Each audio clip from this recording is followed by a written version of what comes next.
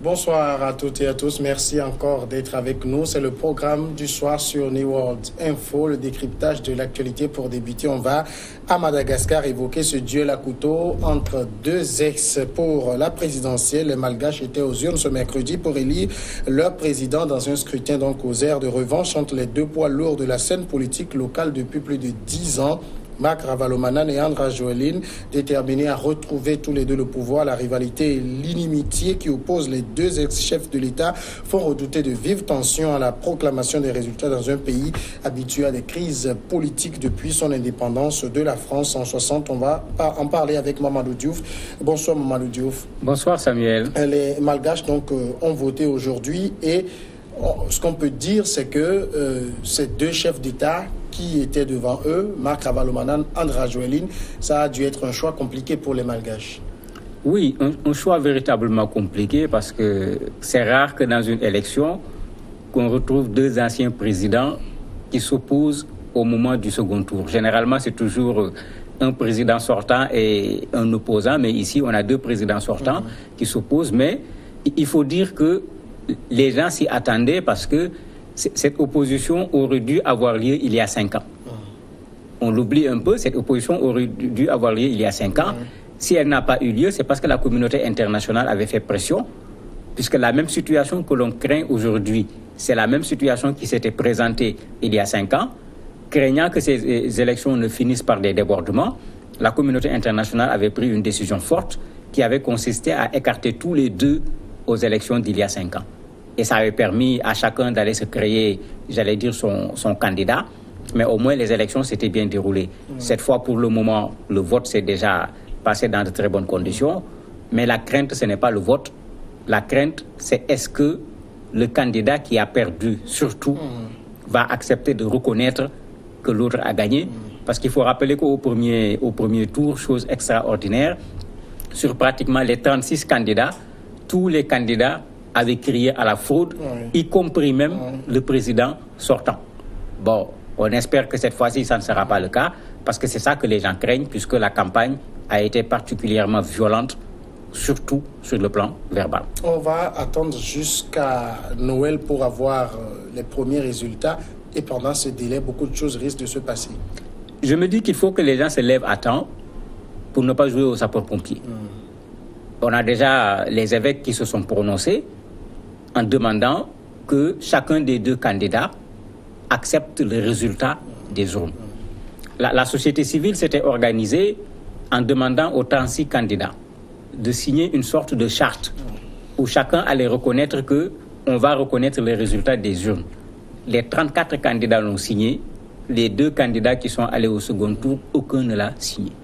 Et là, ça pose déjà problème. Parce que quand on ne le signe pas, cela veut dire qu'on est prêt à contester les résultats des élections, surtout que quand on regarde les résultats du premier tour, la différence, elle est très faible. 39%, 35%, on est à peu près à 4% entre les deux. Il est très clair qu'on s'attend à des élections qui vont être très disputées au niveau de ce second tour. Alors justement, ce second tour, si les résultats sont serrés, c'est ça qui pourrait donner lieu à de vives tensions. Oui, c'est ce que tout le monde craint. Et malheureusement, l'essentiel des analystes, y compris les analystes malgaches, tout le monde dit que les résultats seront serrés. Et quand les résultats sont serrés, on est toujours tenté de réclamer, par exemple, qu'on recompte les voix, parce qu'on se rend compte que la différence est de 4000 voix, par exemple. On veut recompter les voix en espérant que si on recompte les voix, les données peuvent changer. Et c'est cette contestation-là que les gens craignent, parce que la façon dont la campagne s'est passée, ce n'est pas pour rien qu'on parle de duel au couteau, ce qui est même paradoxal. On ne va pas aux élections avec des couteaux. Il y a des candidats qui viennent avec un programme, c'est leur arme. Il y a des populations qui viennent, leur arme, c'est le bulletin de vote. Le couteau n'avait pas de place ici, mais tout le monde a senti la pression qu'il y avait au niveau de ces élections. Il s'y ajoute également le fait que d'un point de vue historique, à la limite, Marc Ravalomanana a une revanche à prendre sur Ajolina parce que c'est lui qui lui avait indirectement fait perdre le pouvoir pendant qu'il était président de la République lors de manifestations où l'armée avait tiré sur les populations. Les militaires ont dû prendre le pouvoir à un certain moment et il a perdu le pouvoir. Et les gens se disent que jusqu'à présent, très certainement, il y a cette soif de revanche sur ce pouvoir qu'il avait perdu Et ça se ressentait également au niveau des propos pendant la campagne électorale. Est-ce que ce sont les événements-là qui ont créé cette inimitié entre les deux hommes? À coup sûr, ces événements en font partie. Puisque Marc Ravalomanana n'a jamais accepté le fait qu'on lui ait retiré le pouvoir, d'autant plus qu'après le pouvoir, on l'a jugé, on l'a condamné, il a même dû s'exiler. Ouais. C'est en 2014, quand Herry est devenu président, qu'il est revenu au niveau de Madagascar. Donc il y a, j'allais dire, un passif qui est là, qui est quand même très lourd, et le responsable, c'était pas une autre personne, c'est son adversaire d'aujourd'hui au niveau de ce deuxième tour de l'élection présidentielle. Et certainement, il est très loin d'avoir pardonné une telle chose, parce que souvent dans les propos, même s'il ne le disait pas directement, ça ressortait indirectement en le considérant comme quelqu'un qui fait des combines, comme quelqu'un qui est un destructeur. Bon, les qualificatifs des deux côtés n'ont pas été des qualificatifs politiquement corrects. Alors, dans la crise, qu'a subi le président sortant Herry, on a semblé voir les deux hommes se rapprocher un peu. En fait, ils ne se sont pas rapprochés. Le problème qui s'est passé, c'est que Herry était le candidat de Rajolina. Donc, c'était un peu peut-être la méthode Poutine qui continuait. Je le mets et puis après, je viens, je reprends. Mais quand Herry s'est installé, il s'est transformé en un chef autonome, libre. Alors qu'en réalité, c'est les militants de Rajolina qui l'ont élu. Oui. C'est les moyens de Rajolina qui ont également fait sa campagne. La preuve, c'est que quand il est venu aux élections tout seul, c'est vrai que c'est lui le troisième, mais à 8%, très loin, derrière les deux qui ont chacun plus de 30% des voix. Cela fait que quand il est arrivé à un certain moment, il était en conflit avec son mentor. De sorte que même au deuxième tour, puisque le conflit avec son mentor est très fort, les gens pensaient qu'il va se pencher du côté de Marc Ravalomanana, puisque c'est pendant son régime qu'il est revenu au niveau du pays. C'est vrai qu'il a été mis en résidence surveillée pendant quelques jours, mais après, il s'est retrouvé libre de tous ses mouvements. Donc les gens pensaient qu'avec ce conflit avec son mentor, il va plutôt reporter les voix vers Marc Ravalomanana, mais il ne l'a pas fait parce qu'il ne trouvait pas son compte dedans. Il a dit aux gens de voter librement, sans pour autant dire aux gens allez vers celui-ci ou allez vers celui-là. Alors ça veut dire qu'il n'a pas su jouer son rôle d'arbitre, c'est ça? Il a refusé. Je me dis il a refusé parce que c'était certainement compliqué pour lui de faire un choix dans cette situation, parce que c'est le conflit entre ces deux hommes qui avait fait de lui un président par défaut. Parce que si ces deux hommes étaient candidats il y a 5 ans pendant qu'il devenait président, il est clair qu'il n'aurait pas remporté les élections à l'époque. Tout le monde est d'accord que c'est ces deux hommes-là qui ont de véritables bastions sur le plan électoral au niveau de Madagascar.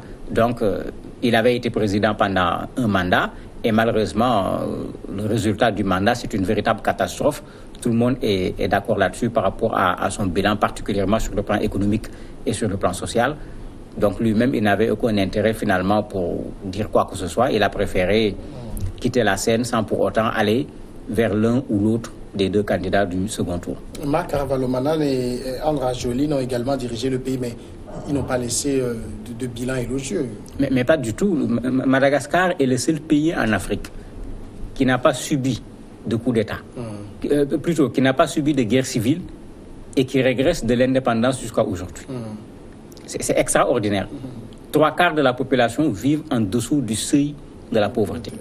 On a vu même les télévisions aller faire des reportages où on montrait pendant les campagnes électorales des populations allaient faire la queue pour trouver à manger.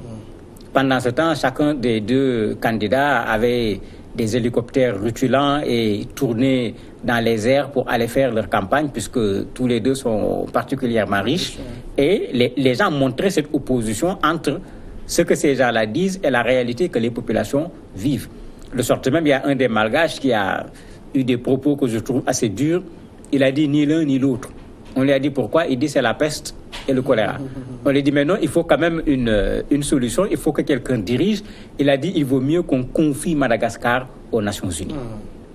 C'est-à-dire, il écarte tous les deux, parce que pour lui, tous les deux sont passés au pouvoir. Et même dans la campagne, dans la critique, c'était ça. Chacun était en train de montrer les failles de l'autre pendant qu'il était président de la République. Donc en réalité, aucun n'a un bilan élogieux qui devait lui permettre de venir dire aux gens voilà ce que j'avais fait, voilà ce que je compte continuer.